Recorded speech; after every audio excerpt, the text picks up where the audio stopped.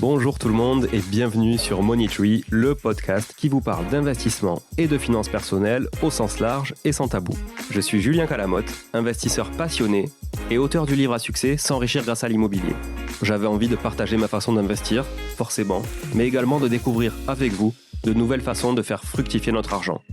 C'est pourquoi j'ai créé ce podcast pour y recevoir des invités qui nous partagent leur savoir et leurs expériences en toute simplicité. J'espère sincèrement que les échanges que je vais avoir avec l'invité du jour vont permettre d'enrichir vos connaissances autant que les miennes. Je vous souhaite une excellente écoute. Salut tout le monde, bienvenue sur cette capsule en solo. Alors, période particulière ce début d'année parce que pendant que tout le monde se souhaitait les vœux, moi j'étais à la clinique en train de me faire opérer. Donc du coup, ça fait quelques semaines là, que j'étais un peu en convalescence. J'en ai pas fini, j'en ai encore pour 3-4 semaines. Mais ça va mieux, j'ai bien récupéré. Pas totalement, mais bon, ça va mieux. C'est pour ça que vous avez eu des épisodes récemment en replay, parce que franchement, j'avais essayé de prendre beaucoup d'avance, parce que je pensais avoir 2-3 semaines de convalescence. Bon, j'en ai eu beaucoup plus que ça, donc au final, j'avais pas forcément la niaque pour enregistrer des épisodes. Donc me revoilà sur pied, mais pas encore en mode guerrier quand même. Alors je vais rattraper un petit peu ce temps perdu et je vais enregistrer des capsules en solo pour toujours vous délivrer plus de valeur, enfin en tout cas j'espère. Et je voudrais déjà vous remercier d'être là, encore une fois, toujours présent sur ces capsules le dimanche. Et bien sûr, vous avez le droit de les écouter durant les autres jours, vous n'êtes pas obligé de l'écouter le jour où ça sort. Et je voulais remercier les dernières personnes qui avaient laissé des avis sur Apple Podcast notamment, ou qui avaient mis 5 étoiles sur Spotify, puisque vous savez que sur Spotify et sur Apple Podcast, vous pouvez nous noter, et en plus sur Apple Podcast, vous pouvez laisser un commentaire, un avis vraiment, en plus des 5 étoiles. Donc n'hésitez pas à cliquer sur les 5 étoiles, plus le bouton rédiger un avis, et nous laisser cet avis qui nous fera très plaisir. Quand je dis nous, c'est toute l'équipe de Money Tree, puisque je ne suis pas tout seul à faire tourner sur le podcast. Et on est tous toujours très contents de recevoir ces avis positifs. On est toujours à 5 étoiles, donc je vous remercie infiniment. Et merci particulièrement aux dernières personnes qui ont laissé des avis, notamment Derek, notamment Théodore et notamment Renjvo. J'imagine que c'est Joël. Je pense que c'est toi, Joël. Je reconnais ton nom de famille, peut-être, donc je sais pas. En tout cas, merci. Tu as fait ça en plus le 25 décembre, le jour de Noël, donc c'était un beau cadeau. C'est un avis 5 étoiles. Voilà, merci encore. Place maintenant à la capsule du jour, une capsule vachement importante quand on est propriétaire bailleur, quand on est investisseur locatif, quand on loue un logement, tout simplement. Super important de se garantir contre les loyers impayés, par exemple. Et donc, je vais vous partager aujourd'hui 3 façons de se garantir contre les loyers impayés.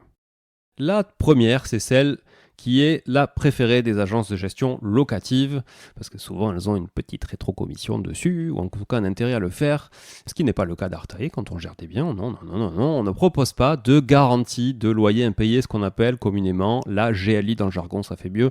Quand vous dites est-ce que tu as une GLI, est-ce que tu veux une GLI, ça fait vraiment que tu connais le sujet, quoi. Donc garantie de loyer impayé, elle fonctionne comme la plupart des assurances, évidemment. Vous payez à fond, peut-être perdu, pour rien, un pourcentage, grosso modo, de votre loyer annuel, charges comprises. Ça se situe généralement entre, je dirais, 2,5%, 3,5% du loyer. Et ce montant vous permet de vous garantir contre les loyers impayés, mais aussi éventuellement au remboursement des dégradations occasionnées dans le logement par votre locataire qui ne serait pas très sympathique, ça arrive, et aux frais de contentieux aussi, que vous pouvez avoir pour le mettre en justice ou autre par exemple, et certaines aussi à une indemnisation en cas de vacances locatives. Alors évidemment, il y a plein, vous en doutez, comme souvent dans le monde des assurances, ils sont pas fous. Il y a plein de subtilités, plein de critères à respecter pour être éligible. Il y a aussi évidemment des assurances, et beaucoup d'assurances ne prennent pas les logements meublés. Voilà, donc je ne sais pas pour quelle raison, mais en tout cas, pas mal de GLI ne veulent pas assurer des meublés. Donc ça, c'est la première chose.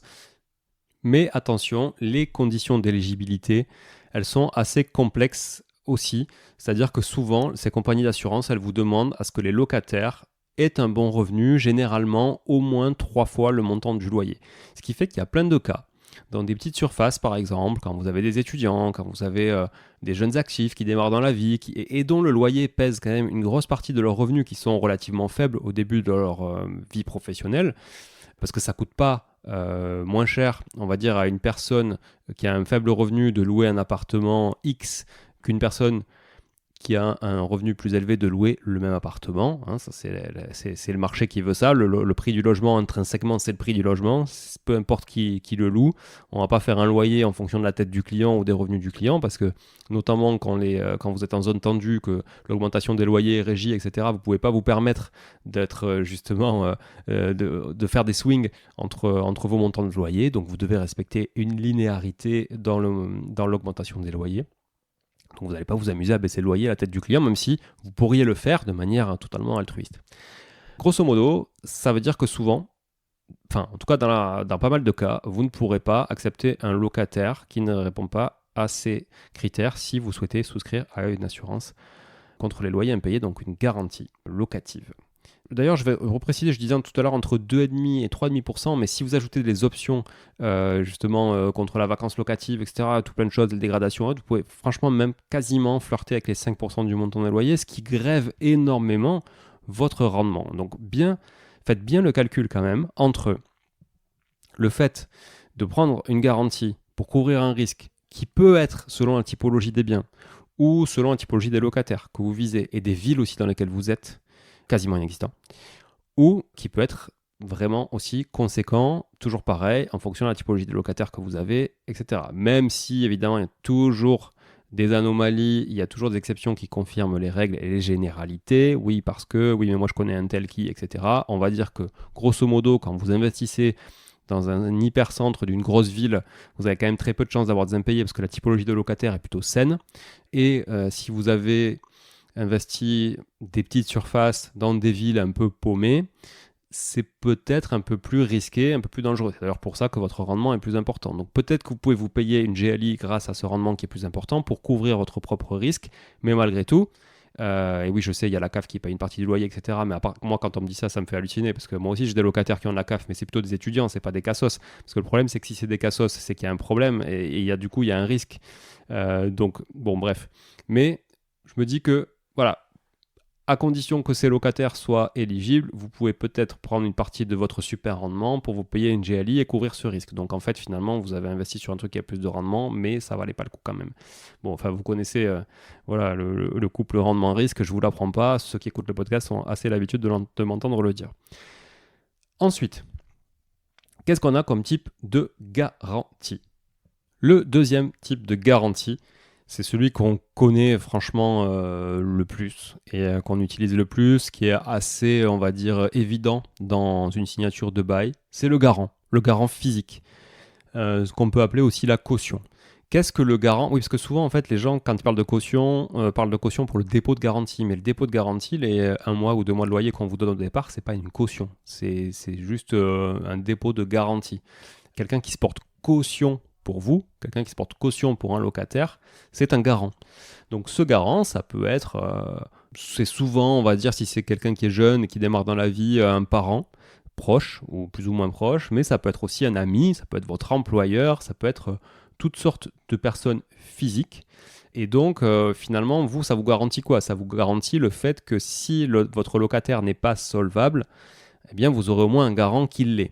Donc, je reprends l'exemple du critère de je dois gagner en tant que locataire au moins 3 fois le montant du loyer pour que la GLI accepte de garantir mon propriétaire, etc. Là, si ce n'est pas le cas par exemple et que vous n'avez pas de GLI, vous pouvez mettre un garant qui lui est plutôt solvable et en l'occurrence il se portera garant donc de tous les paiements des loyers en cas d'impayé et de défaillance justement du locataire qu'il garantit lui-même. Donc ce garant, lui, il va s'engager via un document qu'on fait signer et qu'on annexe au bail qui s'appelle un acte de cautionnement. Je disais, je porte caution. Mais il doit, donc déjà, il doit rédiger de manière manuscrite ce truc pour que ce soit vraiment viable de manière juridique, c'est plus important. Même si depuis le 1er janvier 2019, la signature électronique est autorisée, mais vraiment, pour que ce soit, on va dire, viable juridiquement parlant, il faut que le garant ait une connaissance explicite de la nature et de l'étendue de son obligation. Donc il faut vraiment que ce soit très très clair. Donc si vous avez un doute sur le fait que ce soit pas assez clair dans un acte de cautionnement, faites rédiger la mention manuscrite qui engage vraiment le garant. C'est très très très important qu'il écrive à la main. Comme quand vous signez un prêt et que ce prêt, vous portez caution à titre personnel dessus, vous savez que vous avez un truc à rédiger à la main, ça prend des plombes là, à chaque fois c'est trop chiant à écrire, il n'y a jamais assez de place, etc. Là c'est pareil. Au moins ça prouve que le garant a vraiment compris ce qu'il était en train de faire. Cette solution, elle est gratuite. Ça, c'est quand même cool, parce qu'elle est gratuite, elle ne vous coûte rien. Par contre, ça sera toujours aussi long d'aller chercher du pognon à un locataire qu'à son garant juridiquement parlant. Il n'y a pas de sujet. En termes d'expulsion, ce sera la même chose. En cas d'impayé, ce sera la même chose.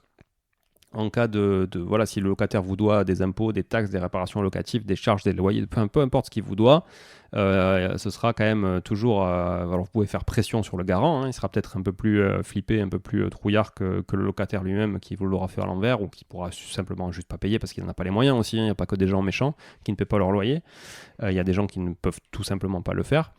Mais si le garant ne peut pas le faire non plus, vous êtes à même de le mettre en demeure et de l'assigner au tribunal pour qu'il se porte aussi garant et qu'il assume ses responsabilités et la garantie qu'il a donnée au titre de cet acte de cautionnement. Voilà. Mais le garant, il peut aussi être moral, c'est-à-dire que ça peut être une personne morale et non pas une personne physique. Donc ça peut être un établissement financier qui se porte garant pour le locataire, ça peut être une association, ça peut être une garantie locative indépendante. Et puis, ça me fait justement rebondir sur le troisième type de garantie que je voulais vous partager, qui est une garantie que moi, personnellement, je privilégie énormément et je vous conseille vraiment, objectivement, de suivre mes pas là-dedans. C'est la garantie Visale, V-I-S-A-L-E, une garantie Visale proposée par Action Logement.